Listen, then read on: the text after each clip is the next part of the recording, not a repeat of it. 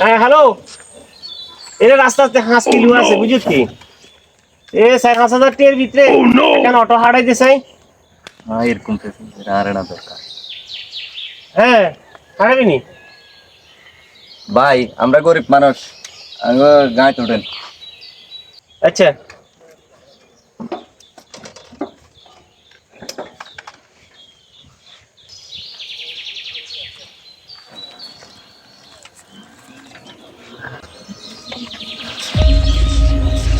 এই থাম।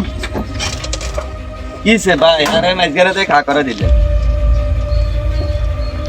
নাম, অটো লাগবো।